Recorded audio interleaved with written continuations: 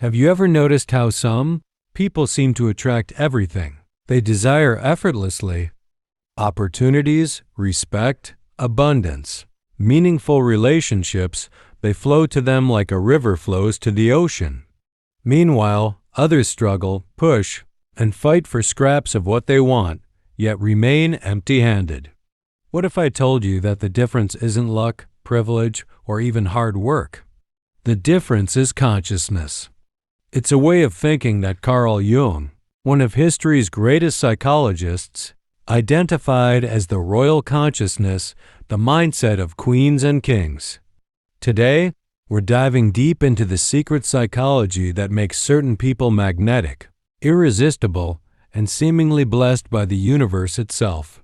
By the end of this video, you'll understand exactly how to shift your thinking to attract everything you've ever wanted. But here's the catch. This isn't about positive thinking or manifesting. This is about something far more powerful and far more real. This is about awakening the sovereign within you. So if you're ready to discover the psychology of queens and transform your entire reality, keep watching. Let's begin. The queen archetype. Carl Jung spent his life studying the human psyche, and one of his most profound discoveries was the concept of archetypes universal, patterns of thought and behavior that exist in what he called the collective, unconscious. These archetypes shape how we see ourselves and how we move through the world. Among these archetypes, the queen stands as one of the most powerful. But before you think this is only for women, let me clarify, the queen archetype transcends gender. It represents a state of consciousness, a way of being that embodies sovereignty, self-worth, and magnetic presence. Think of historical figures like Cleopatra, Queen Elizabeth I, or even modern icons who carry themselves with undeniable authority and grace. What did they have that others didn't? They understood a fundamental truth that Jung identified. Your external reality is a direct reflection of your internal state. The queen doesn't beg. She doesn't chase. She doesn't shrink herself to fit into spaces that don't honor her. And most importantly, she doesn't operate from lack. She operates from abundance, not because she has everything, but because she knows she is everything. This is the secret. And today, we're going to break down exactly how you can embody this consciousness, step by step. Part 1. The Psychology of Sovereignty. The Foundation. Self-worth as your kingdom. Jung believed that the greatest journey any person can take is the journey of individuation, becoming who you truly are, separate from societal conditioning, family expectations, and the opinions of others. The queen archetype represents the completion of this journey. A queen doesn't derive her worth from external validation. Her throne isn't given to her by others, it's claimed from within. This is the first and most critical shift in thinking, understanding that your value is inherent, not earned. Let me share a story. There was once a woman named Sarah who worked in corporate America. She was talented, intelligent, and hardworking, yet she was constantly overlooked for promotions. She would work twice as hard as her colleagues, stay late, volunteer for extra projects, all to prove her worth. One day, after another disappointment, she had an epiphany. She realized she was operating from a mindset of insufficiency, constantly trying to prove she was enough. The energy she was broadcasting was, "Please see me. Please value me. Please choose me." Sarah decided to make a shift. Instead of trying to prove her worth, she simply decided she was worthy. She stopped overworking. She started setting boundaries. She began speaking with authority rather than apology.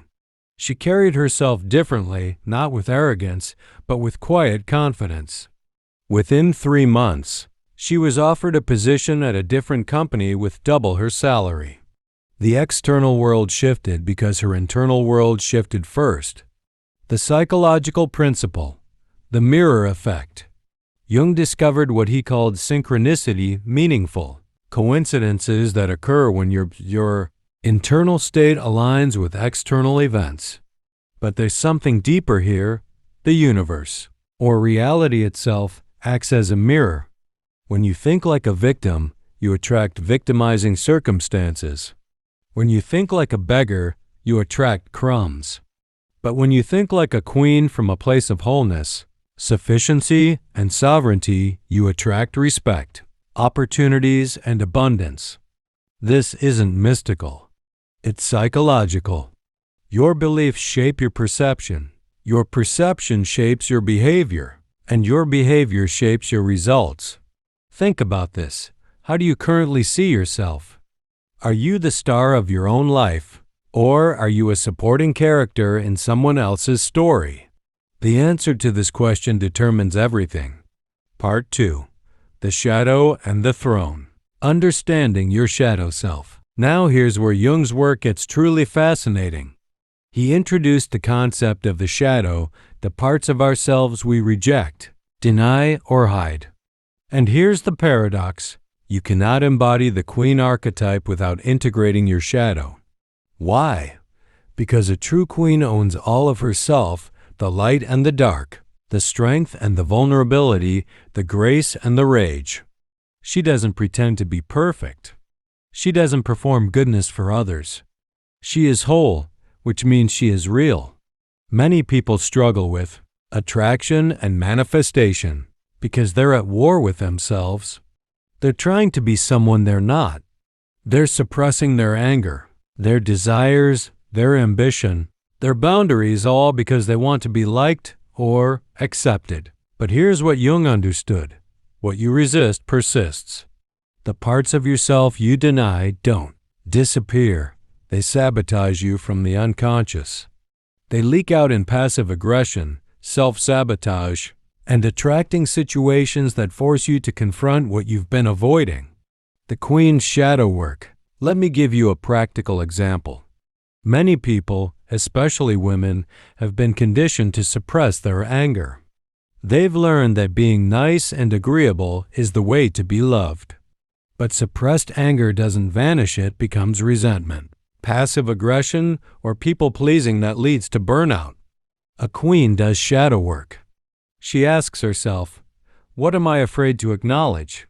What parts of myself have I been rejecting? And then she integrates them. When you own your anger, you access your boundaries.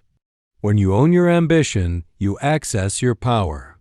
When you own your desires, you access your magnetism. Until you make the unconscious conscious, it will direct your life and you will call it fate. In other words, until you face your shadow, you'll keep repeating the same patterns and wondering why you can't attract what you want. The integration process. Here's a powerful exercise. Take a moment and write down 3 qualities you judge in others. Maybe it's arrogance, selfishness, or aggression. Now here's the hard truth. We only judge in others what we've rejected in ourselves. The person who judges arrogance has likely suppressed their own healthy confidence. The person who judges selfishness has likely suppressed their own needs and boundaries. The person who judges aggression has likely suppressed their own power. When you integrate these shadow aspects, not by becoming toxic, but by embracing the healthy expression of these energies, you become whole. And wholeness is magnetic. A queen doesn't apologize for taking up space. She doesn't shrink herself to make others comfortable. She doesn't dim her light so others won't feel insecure. She is unapologetically herself, and that authenticity is what attracts everything to her. Part 3. The Alchemy of Thought. Transmuting lead into gold. Jung was deeply fascinated by alchemy, not as literal chemistry, but as a metaphor for psychological transformation. The alchemists sought to turn lead into gold, but Jung understood this as a symbol for turning unconscious suffering into conscious wisdom, turning your wounds into your crown. This is where the Queen's thinking becomes truly powerful. She doesn't deny her struggles or pretend her life has been perfect. Instead, she transmutes her experiences. Every rejection becomes redirection. Every failure becomes a lesson. Every wound becomes wisdom. This is not toxic positivity. This is sophisticated psychological processing. It's the difference between a victim and a victor, not in circumstances, but in meaning-making. The story of the Phoenix Queen. Let me tell you about Maria. She went through a devastating divorce that left her financially broken, emotionally shattered, and questioning everything she thought she knew about love and life. For months, she was in victim consciousness. Why did this happen to me? What did I do to deserve this? But then something shifted. She started asking different questions. What is this teaching me? Who am I becoming through this? What parts of myself did I abandon in that relationship? Through this inquiry, Maria realized she had spent years making herself small, avoiding conflict, and prioritizing her ex-partner's needs over her own.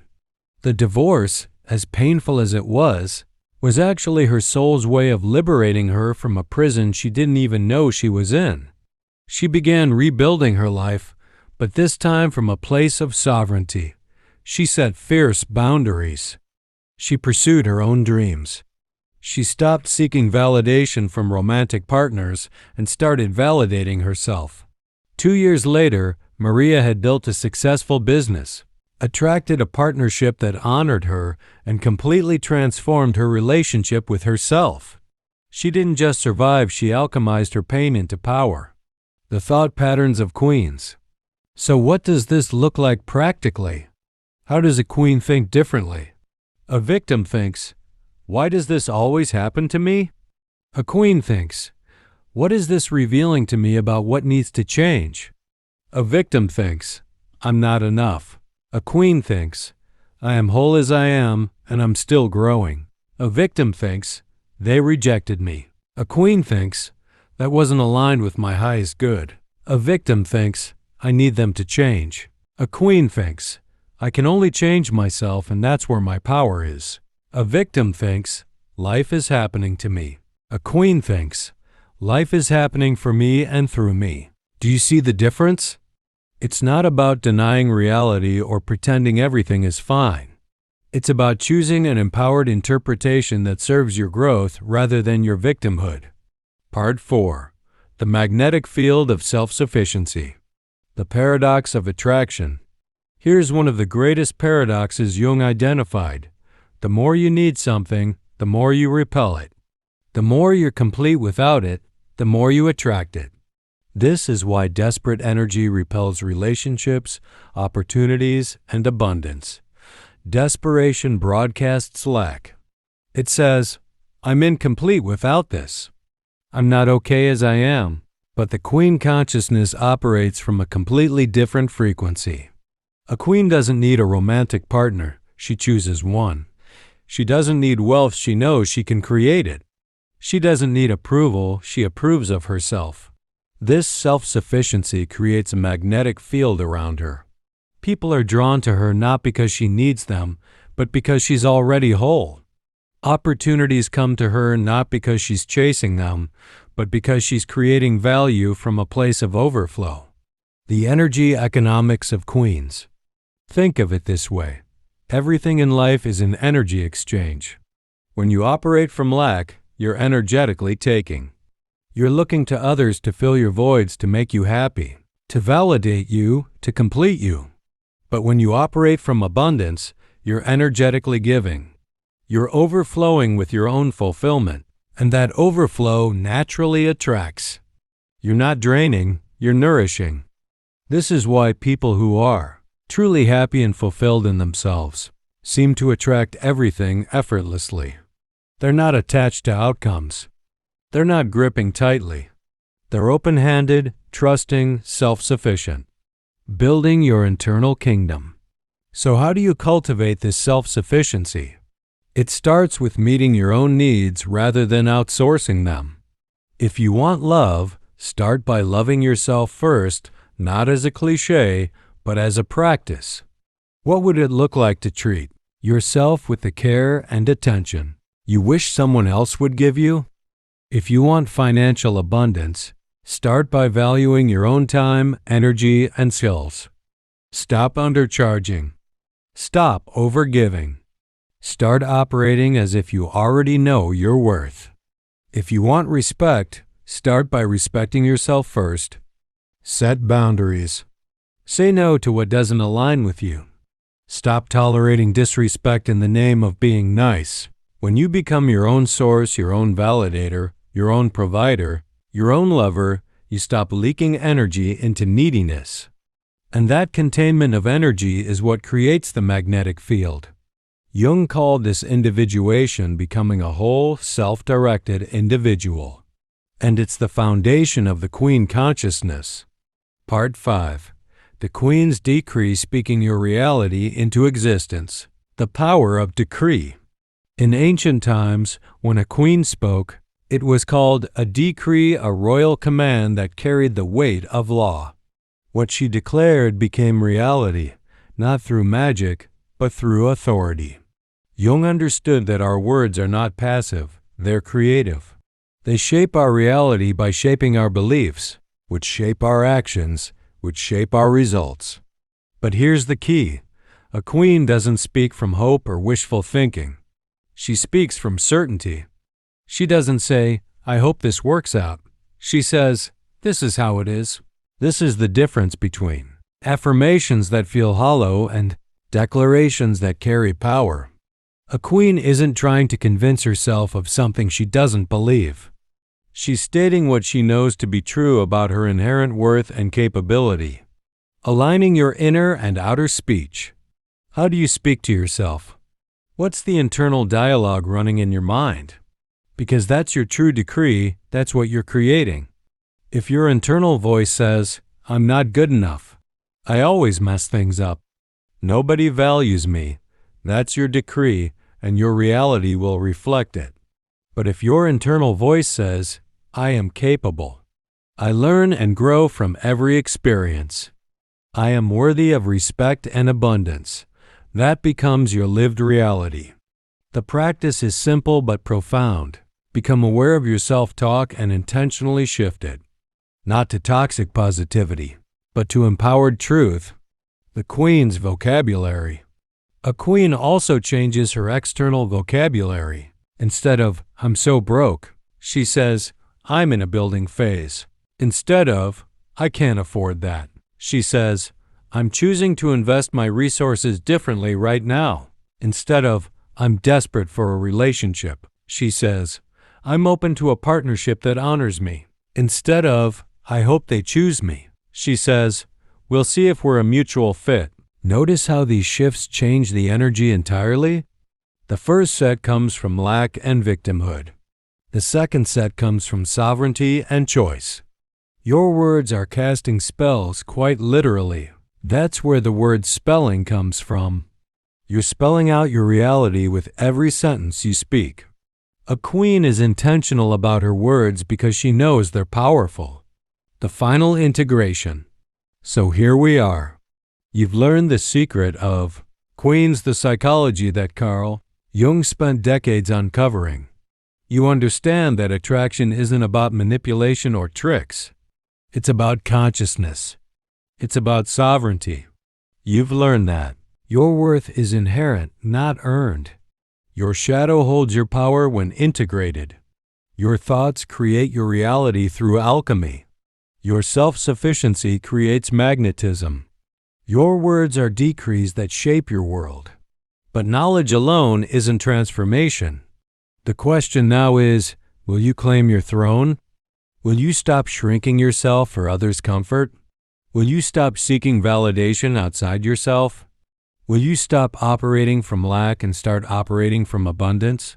Your coronation isn't something that happens to you, it's something you choose. Right now, in this moment, you can decide to think like a queen, to see yourself as sovereign, to know, deep in your bones, that you are worthy of everything you desire. If this video resonated with you, here's what I want you to do. First, hit that like button it tells YouTube to share this message with others who need to hear it.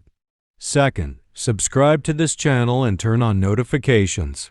because we dive deep into psychology, personal transformation, and the secrets of creating the life you truly want. Third, leave a comment below telling me, what's one shift you're going to make in your thinking starting today? What's one way you're going to start embodying the Queen consciousness? I read every comment, and I want to hear your commitment.